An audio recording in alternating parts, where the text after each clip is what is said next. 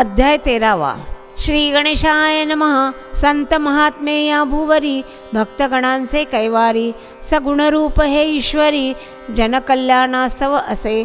गोपसखा श्रीहरी, पावा अधरी तो धरी, धेनू चारिता वनांतरी, वत्सन करीती पयपाणा. करी आता कृपादान, कोण मज तुझ वाचून, देई मज अवधान, सेवा कार्य हे कराया. कुणी सज्जन कुणी दुर्जन, कुणी नासिक भाविक जन, मठा कारणे जमविती धन, सद्गुरु चरणी भावसे. गजानन थोर संत, लीला त्यांच्या अगटीत, येईल जे मनात, तेच करुनी ते दाविती. तेजोमय दीनमणी, गजानन कैवल्य दाणी, तिमिरा घालवोनी, प्रकाशमय अवनी करीतसे. समर्थ बसती ज्या ठाई, परकोट उभारून तो होई, अन्न छत्र पान पोई, तया ठाई नित्यची. सद्गुरु पाहती काज, सोहळा पहावया आज, शेगावी जाता सहज, पहावया मिळतसे आपणासी.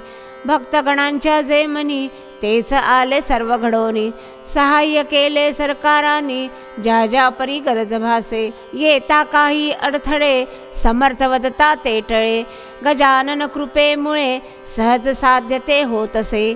इथे होती चमत्कार, घडले काही जे प्रकार, केले असती सादर, संत वचना मानुनी. सवडद नामे गावात, गंगा भारती होता राहात, कुष्ठरोगी अतित्रस्त, संत दर्शना तो पातला.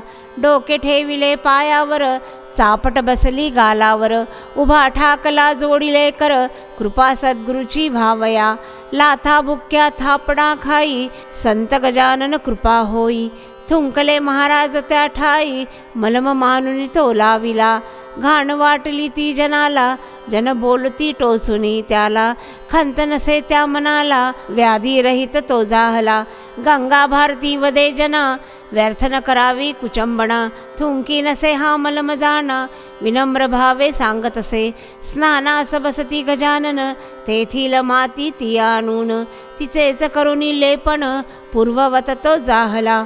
सुगंध असे मातीस, भारती सांगे त्या जनास. सत्य न वाटे कुटाळास, प्रत्यय तयासी दाखवला. कुटाळ तो शरण आला, वंदिले गजानन चरणाला. गर्व त्याचा तो निमाला, संत कृपेने सहजची. नित्यनेम गोसाव्याचा, एकतारी वरभजनाचा. त्याच नामी रंगली वाचा, संतुष्ट गजानन ते जाहले. कुष्ठरोगी झाला बरा, पत्नी आली न्यावया घरा. त्यागिले त्याने संसारा, काळतियेची घालविला. अनेक भक्ता करीती तरी, चमत्कार होती नाना परी. लिहावे ऐसे वाटे जरी, ग्रंथ वाढेल त्या कारणे. रोग साथीचे जरी येती, गजानन तया निवारती. मनी असता श्रद्धा भक्ती, कल्याण तयाचे होत असे. धरी मनी शुद्ध भाव, कृपा करी सद्गुरु राव. स्थान पूज्य शेगाव, विदर्भ पंढरी सत्य जाणा. रोग साथीचे ते येती, गजानन तया निवारती. मनी असता भक्ती, दर्शना जाती जनशेगावी. जामसिंग मुंडगावचा, लाभ घेण्या दर्शनाचा. मार्गधरी शेगावचा, दरबारी त्या पातला. चरणावरी ठेविला माथा, वदता झाला सद्गुरुनाथा. मुंडगावी चालावे आता, इच्छा ममही पुरवावी.